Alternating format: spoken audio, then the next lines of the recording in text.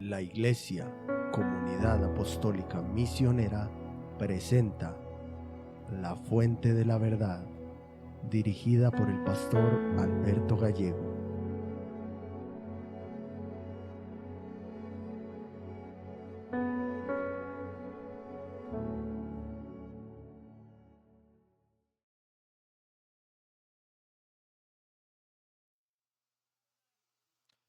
Hermanos, Dios los bendiga a todos.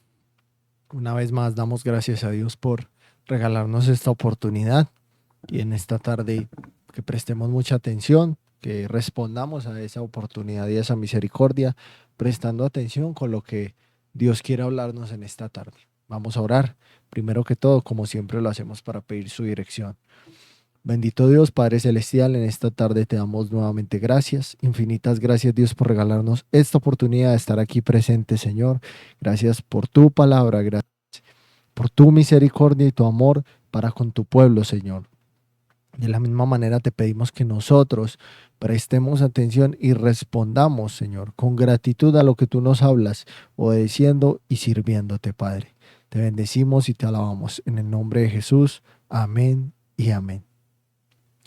Hermanos, vamos a primera carta a los Corintios, capítulo 12, versículo 27.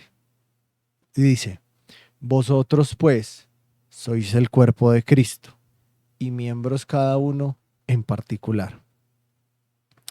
Y en esta tarde yo quiero hablarles bajo el tema miembros en parálisis. Si uno piensa como cristiano en el hecho de ser parte del cuerpo de Cristo, para cualquiera de nosotros eso es algo honroso, eso es algo que nos hace sentir de alguna forma orgullosos, ¿cierto? De ser parte del cuerpo de Cristo. Cualquier creyente que pueda pensar en el hecho de que tiene el bautismo del Espíritu Santo y que por consiguiente pertenece al cuerpo de Cristo, entiende el privilegio que ha recibido como adopción, ¿cierto? Al ser adoptado como hijos de Dios. Y es por medio de Cristo que llegamos a ser hijos de Dios verdaderamente, por medio de Jesús. Y con esto que digo, no estoy tratando de hablar de exclusividad o de un Dios selectivo como muchas personas piensan y manifiestan. Se trata de que, como dice la Escritura, únicamente a través de Jesús es que nosotros recibimos la adopción como hijos, solamente a través de Jesús, hijos legítimos, hijos verdaderos.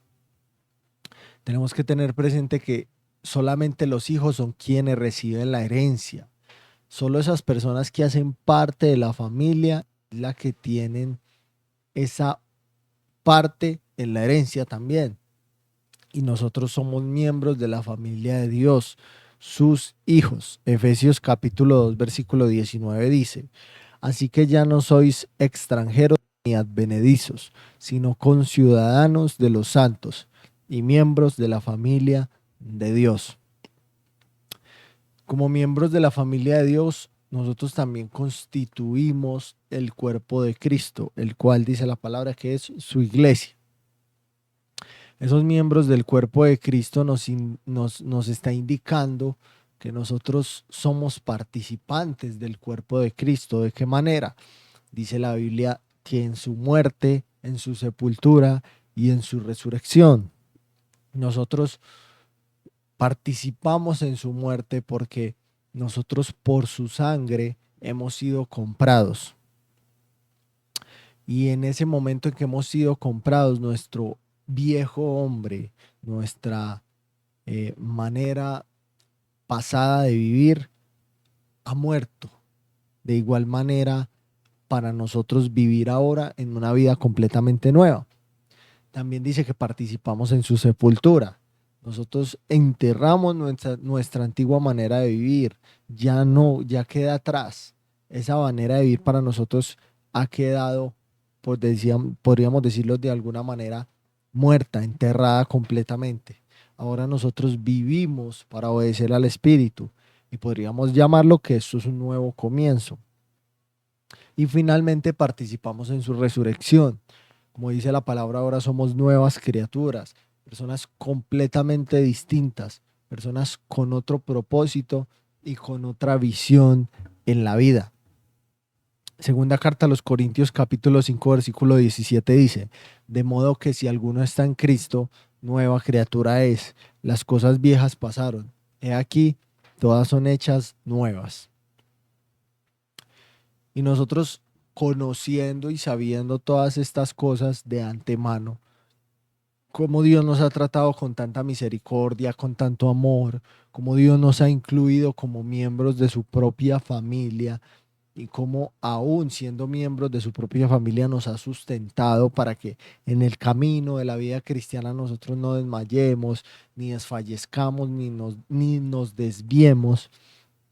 La pregunta que cabe en este caso es: ¿entendemos lo que significa ser miembros del cuerpo de Cristo?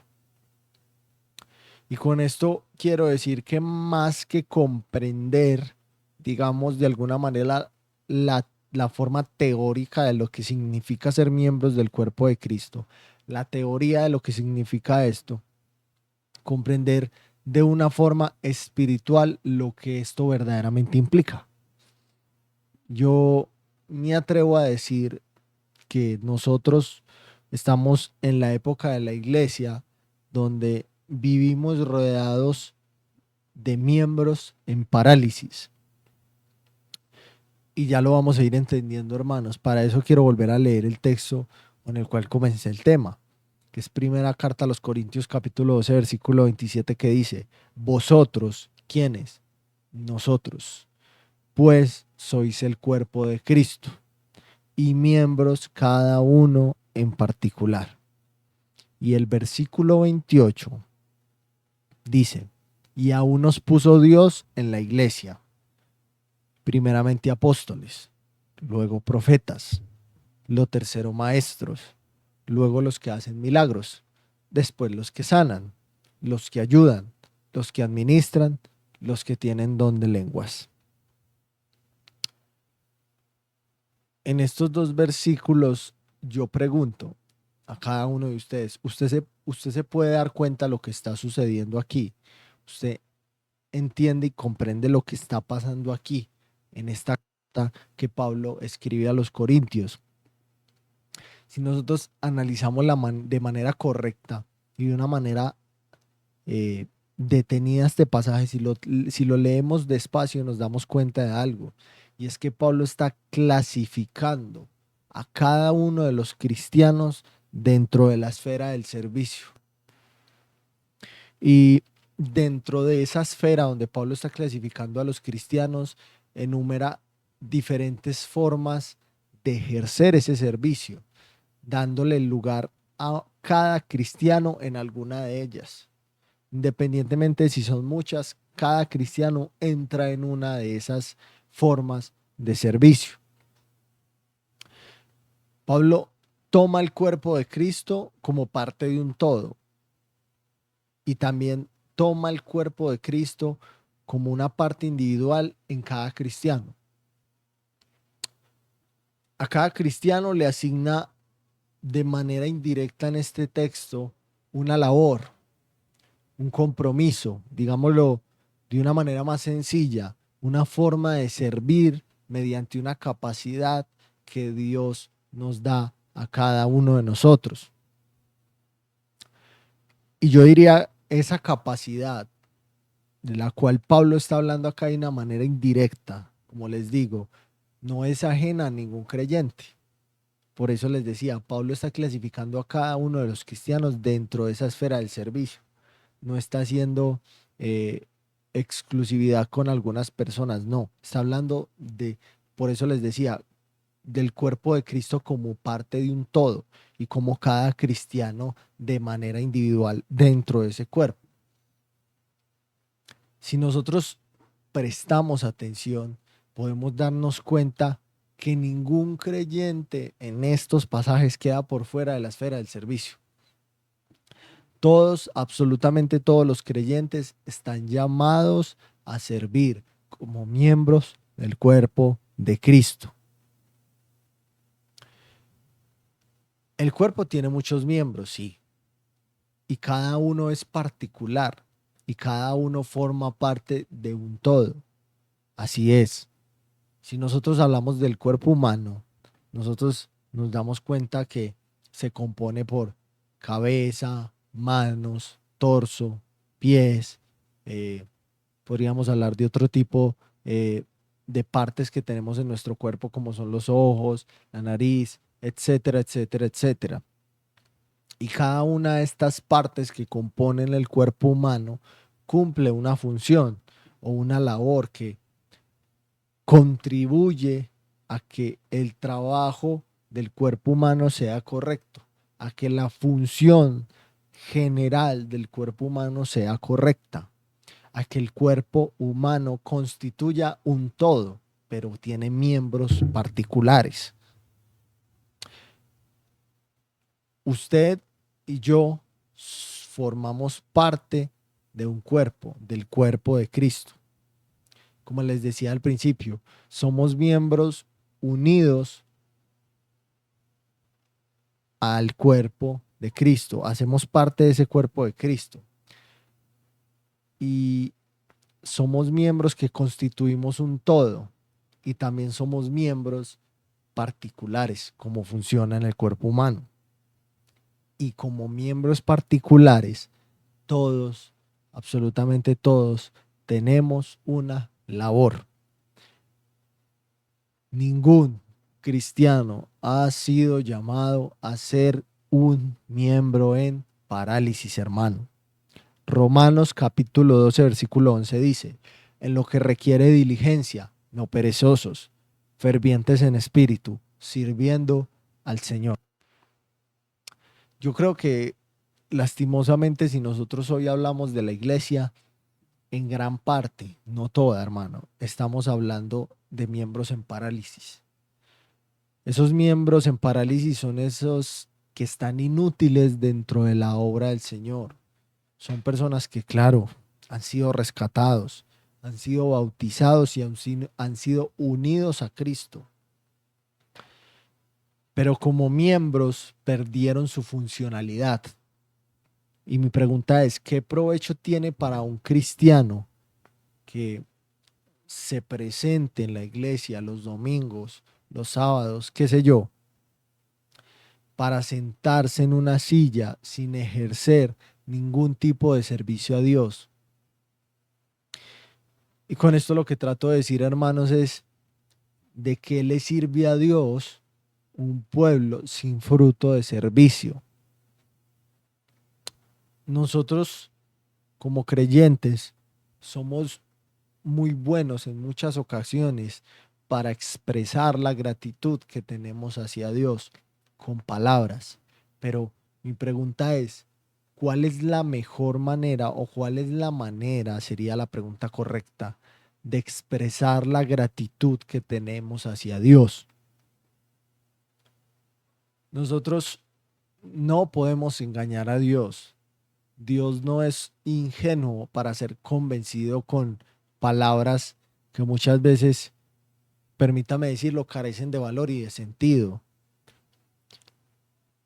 De nada sirve que como cristianos le expresemos las mejores palabras a Dios cuando ni siquiera desde nuestro corazón tenemos una gratitud genuina, una gratitud verdadera que nos impulse a servir en la obra. Por eso decía, ¿cuál es la manera correcta de mostrar la gratitud a Dios? En el servicio, hermanos. En el servicio es que yo estoy mostrando a Dios que verdaderamente tengo gratitud con Él.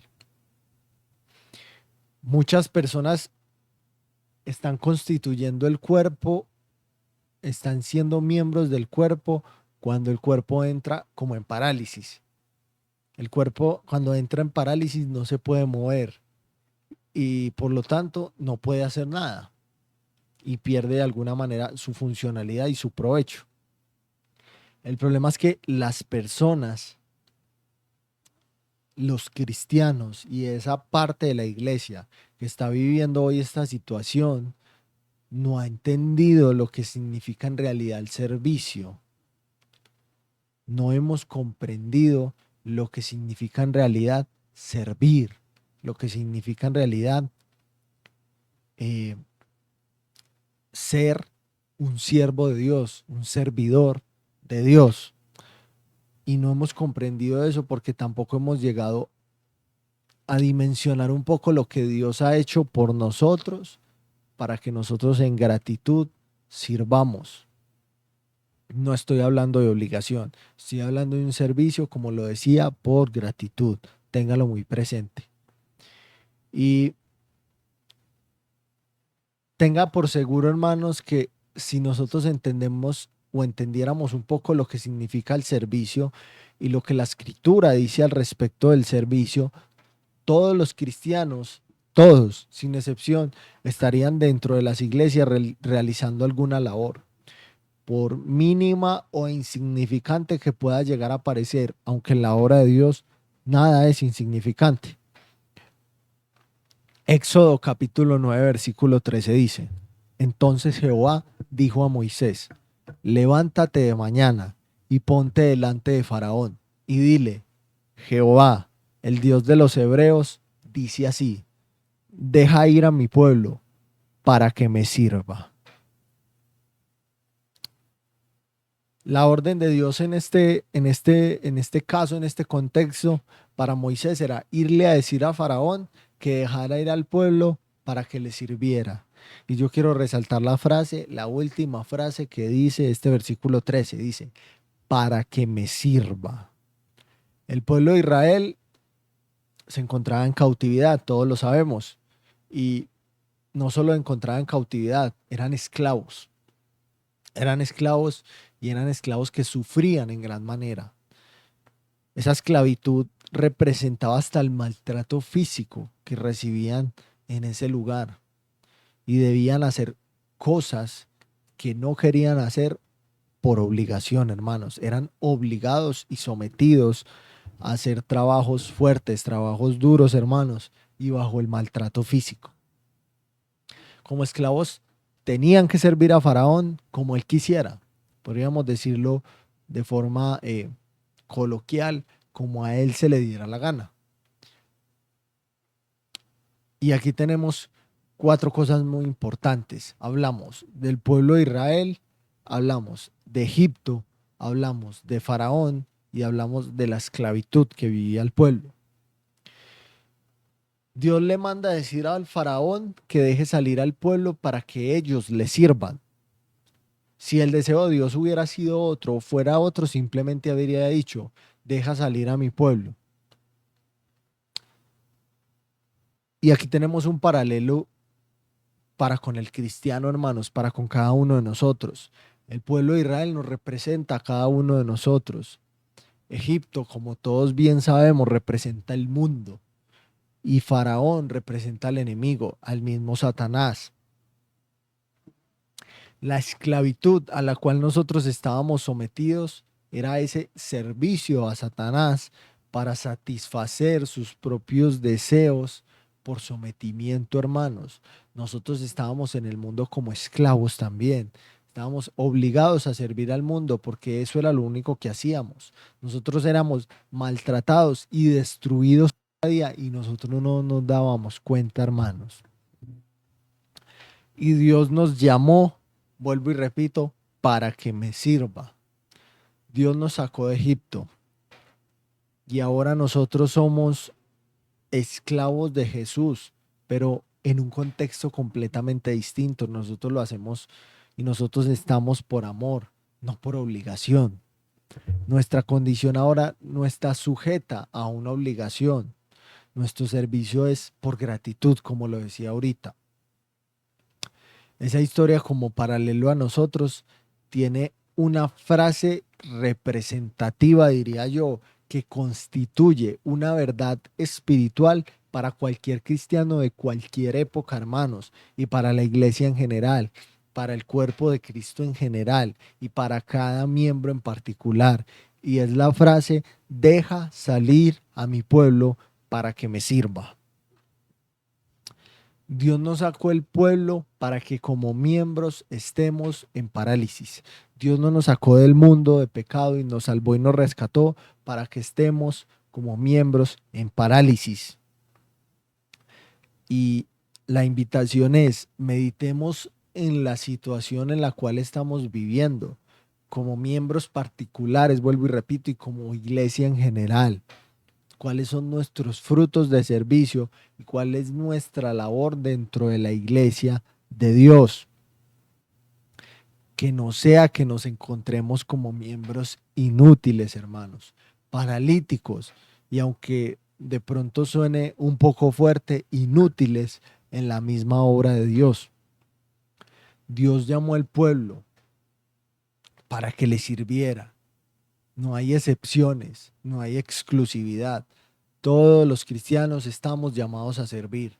Y como le decía ahorita, dentro de la esfera del servicio hay muchas formas de hacerlo, pero todos estamos clasificados dentro de esa esfera. No hay nadie que quede por fuera. Y el pueblo de Israel fue llamado a eso. Antes de entrar a la tierra prometida, debía ser encontrado sirviendo activamente, participando en las cosas espirituales, participando del reino. Y así mismo debe ser hallado el cristiano, hermanos. Si en nuestro corazón, si en su corazón reconocemos que somos hijos de Dios, miembros del cuerpo de Cristo, debemos de estar participando activamente del reino, activamente de las cosas espirituales, hermano, de las cosas que verdaderamente tienen valor en este mundo. Y con esto quiero ir concluyendo, hermanos, que esa misericordia que Dios muestra por nosotros, cuando nos salvó, cuando nos rescató, cuando aún hasta el día de hoy nos sigue hablando, la tengamos presente en nuestra vida, que recordemos todos los días eso para que sirvamos, hermanos, por gratitud, por amor. ¿Cuántas veces las personas, los seres humanos, hermano, nos hacen algún tipo de favor, algún tipo de servicio, se han portado de alguna manera bien con nosotros y han sido condescendientes con nosotros y nos han apoyado y nos han ayudado?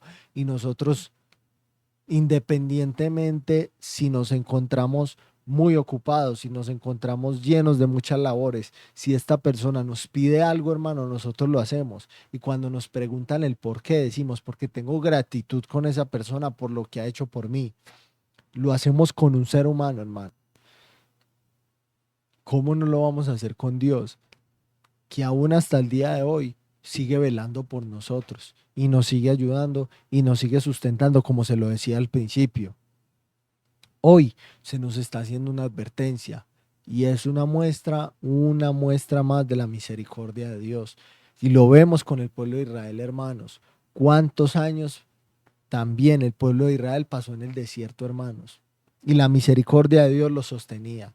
Y la misericordia de Dios esperaba que el pueblo se arrepintiera todos los días y buscara a Dios de corazón, aun cuando el pueblo vivió en tanta desobediencia en el desierto. La invitación es: despertemos de la ineficacia que estamos viviendo dentro de la obra, como iglesia en general. Cumplamos nuestra labor, vivamos la vida cristiana con reverencia y con temor. Y con esto quiero decir que vivamos la vida cristiana participando activamente del reino, porque a eso fuimos llamados.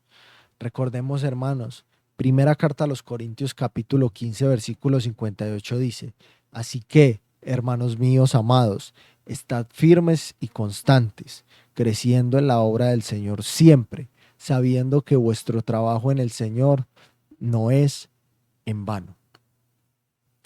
Yo espero que este mensaje corto, hermanos, esta reflexión corta, pueda llevarnos a meditar a cada uno de nosotros y a pensar, como le decía, como iglesia en general y como miembros en particular, qué tanto hacemos para el mundo y qué tanto estamos haciendo para Dios.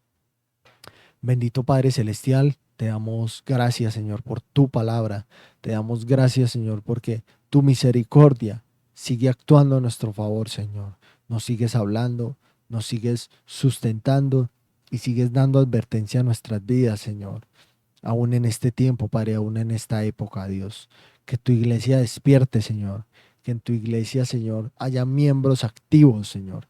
Miembros sirviendo constantemente, participando del reino y creciendo continuamente en la obra del Señor, porque como dice tu palabra, el trabajo en la obra no es en vano, Señor. Te bendecimos y te alabamos. Yo te doy gracias por cada una de las personas que escucha este mensaje. Te doy gracias por sus familias. Las bendigo y te pido, Señor, que tu palabra pueda dar fruto al 100 por 1 en sus vidas, Señor. Toda la gloria y la honra es para ti, Dios. En el nombre de Jesús. Amén y amén. Hermanos, Dios los bendiga y Dios los guarde a todos.